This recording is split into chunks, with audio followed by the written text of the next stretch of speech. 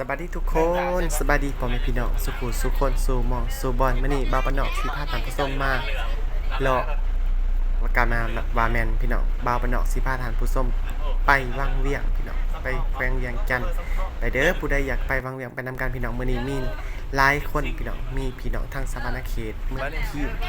เมืองวิลาเมืองพีนเมืองซองคอดไปนำกันหลายๆคนพี่น้อง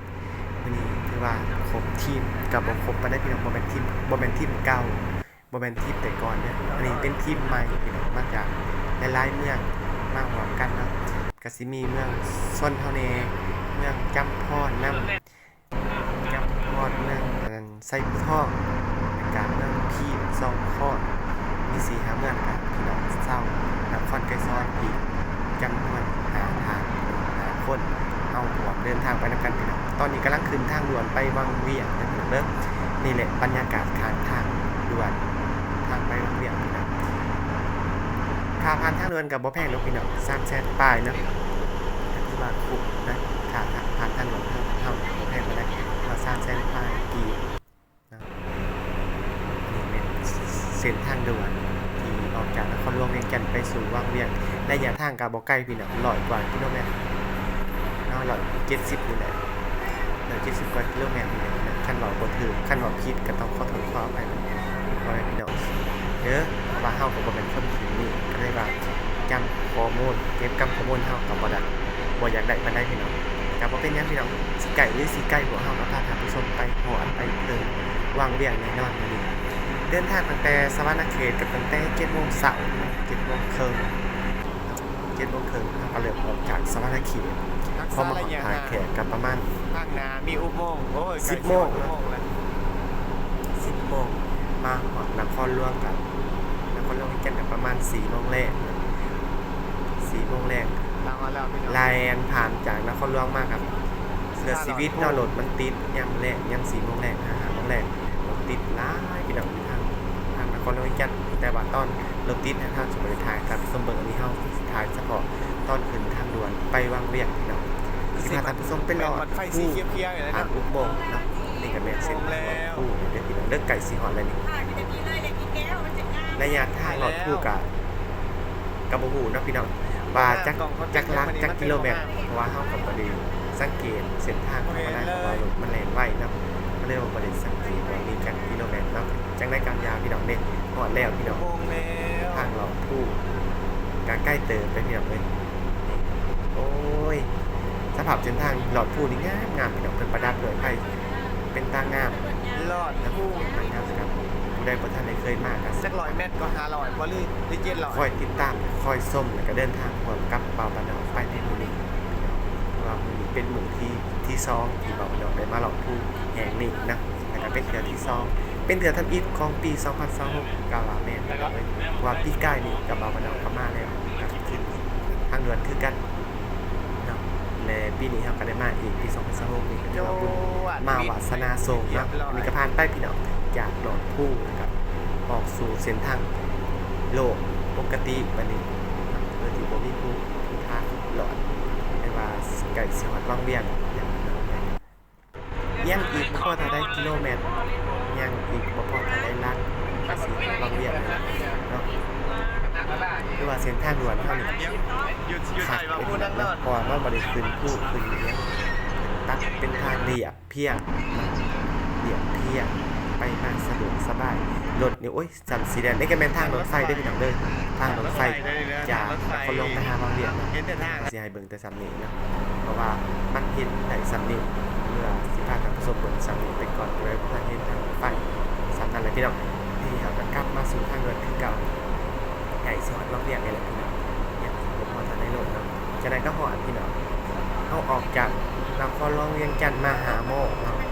เฮาว่าสีหอดวังเวียงนี่จักโมงประมาณนี้มาติดตามกันแล้วกันพี่น้องงามเลยธรรมศาสตร์เป็นวงคู่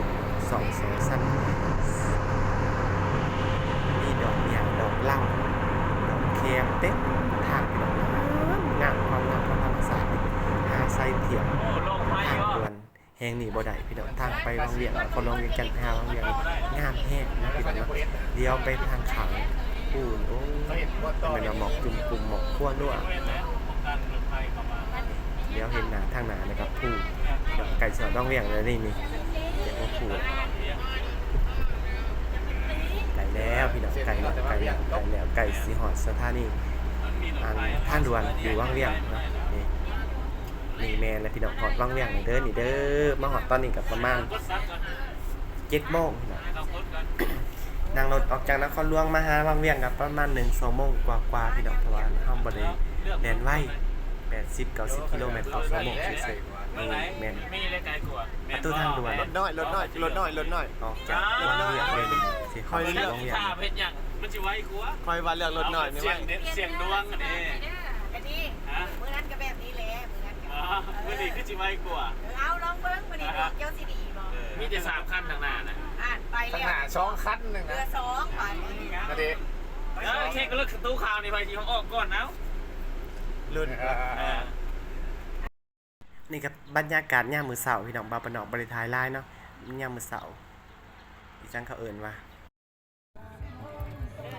เด้อมาบางเวียงได้กินยังอันนี้ฮะเขาเอิ้นข้าวยัง ข้าวครัว ข้าวครัว ข้าวผัดข้าวผัด ข้าวครัวใส่ยังอันนี้ฮะข้าวครัวใส่หมักแป้งพี่น้องเอ้ยมาเด้อกินนำกัน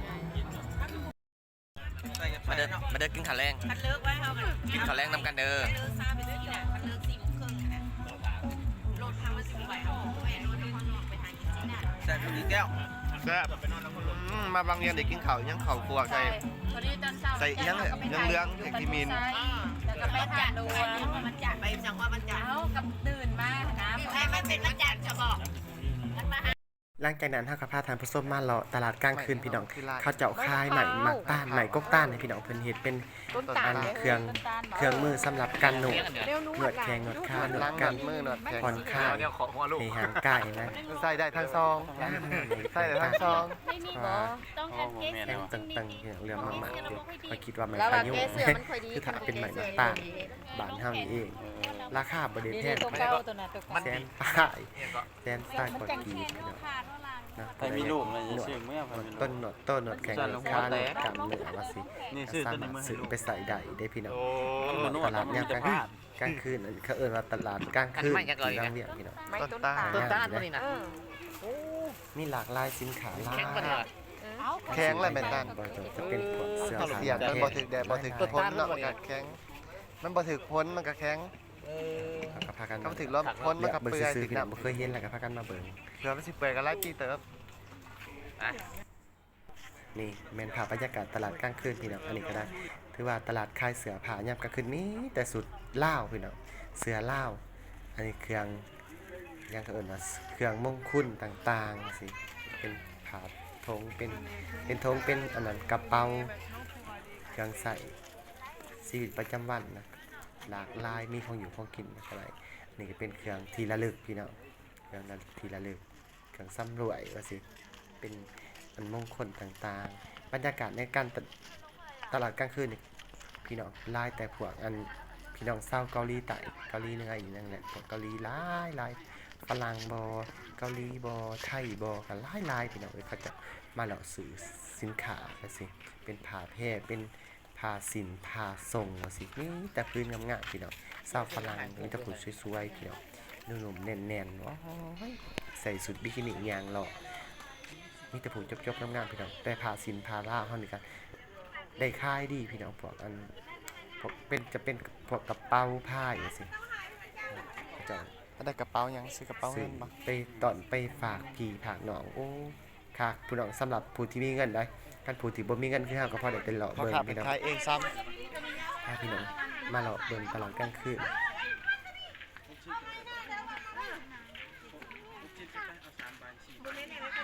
ก็คือว่ามากหลายตาหลากหลายสินค้าแล้วแต่ผู้ได้มักกระเป๋าผ้ายบ่กระเป๋าเป๋บ่แล้วแต่กระเป๋าเป็นของต่างของผ่านเป็นกระตาขันหมากบ่สิผู้ได้เฮ็ดมักเฮ็ดกระตาขันหมากก็สามารถใช้ได้ราคามันบ่ได้ถูกเด้พี่น้อง80-90 พันบ่ได้นี่เป็นต้นแบบสีน่ารักกระเป๋านี่งามๆพี่น้องเป็นผ้าเป็นแพรเขาจะทักทักเซลเป็นสีไหมลายมือของคนลาวทางศิลป์พี่น้อง ได้ยังแน่ได้ มี ยัง กันเป็ แน่ นทีมงานของพวกเราใช้ผู้ทองในหลายคนอันนี้เป็นพี่น้องชาวเกาหลีใต้ หลายพี่น้องในสาวเกาหลีนะบ่แม่นว่าถือว่าผู้ใดมาบางเวียงนี่อยากได้พวกฝรั่งก็คือสิได้ดอกคันพวกผู้หญิงนะผู้ชายนี่ก็คือสิบ่ได้ดอกเนาะสำหรับสาวเกาหลีนี่ก็คันเว้าภาษาเขาเป็นก็พอสิถามอยู่ได้พี่น้องเอ้ยแต่ว่าบ่าวบ้านนอกยังเว้าบ่เป็นเดี๋ยวบ่าวบ้านนอกสิไปฝึกไปพยายามไปเรียนภาษาเกาหลีให้มันได้สักก่อนพี่น้องจังสิมาเว้ากับเกาหลีภาษาฝรั่งนี่ก็น้อยนึงแต่ว่ามาสุดนี่บ่าวบ้านนอกสิบ่ทักสิบ่ทายฝรั่งเพราะว่าหลายแฮงพี่น้องเฮาอายคนเนาะเพราะว่าเฮามาบ่ครบทีมงานเฮานะก็เลยว่าบ่กล้าปานใดไปนำเพิ่นเนาะสำหรับการค้าขายเครื่องขายของโอ้ยเป็นตาซื้อคือจังพี่น้องเอ้ยราคาก็บ่ได้แพงดอกขนาดมีเงินเนาะ หมูมักดอกหมูมักจำ เครื่อ ปาง ต่างๆ ซื้อหมู สั่น คือ หมูประจำปลา บ่เมื่อย งามพี่น้องเครื่องนั้นงามหลายเป็นสินค้ามักใหม่นี่ครับบ่ได้ถือเด้อพี่น้องเด้อมักทุเรียนนะแบบแพงก็มีขายทุเรียนจะขอขายเนาะเอาล่ะครับพี่น้องเว้าล่ายายหางพี่น้องเว้าสำนิกะให้พี่น้องเบิ่งภาพบรรยากาศไปเองเนาะว่ามันมีความสุขมีความสวยสดงดงามสำในตลาดกลางคืนอยู่บางเวียงก็ให้พี่น้องเบิ่งไปนำกันพี่น้องเนาะการขายสินค้ามีอย่างไหนก็มีหลากหลายสินค้าบ่ว่าจะเป็นเสื้อผ้าแพรกระเป๋าผ้ากระเป๋าลุยเนาะแพรไม้แพรบ่ไม้เนาะก็แล้วแต่ผู้มักมีสาวเกาหลีกำลังสิกลับพี่น้องเพราะว่ามันแบบเลิกเนาะมีเป็นวิธีจากนั้นก็มาเบิ่งในขาขายอย่างเขาเอิ้นว่าโรตีใส่ไข่ในที่ใส่ไข่เนาะนะครับขายดีเนี่ยเราเพิ่นขายดีขายจนเราทำเป็นสองเต่า เนี่ยอาบางมา กับลูกสาวมาขอเป็นลูกเคยเป็นนี่แหละอย่างที่บ่ได้ว่าเนาะหากมันหลายคนแต่ผู้ใดก็อยากเป็นผู้นี้ก็อยากเป็นกับบำนักกสิกรเขาสละเนาะสำหรับมื้อที่หนึ่งอันนี้มื้อที่หนึ่งครับประมาณพออยู่ก็เด็กพอสมควรพี่น้องมันเราประมาณ9 โมงเนาะพากันกลับมื้อที่หนึ่งคืนที่หนึ่งเนาะอยากจังเลยหาสิพาไปต่อเป็นคืนที่2เลยเพราะว่าในคลิปเดียวเบิ่งจบครบใน2 คืนที่เฮามาอยู่บางเวียงเนาะเอาล่ะพี่น้องพอกันใหม่คลิปหน้าสำหรับคลิปนี้จากลาท่านผู้ชมก็แค่สำนึกดอกพอกันใหม่อยู่ดีแฮงสุขสุขคนฝากกดไลค์กดแชร์กดติดตามกด Subscribe บ๊ายบาย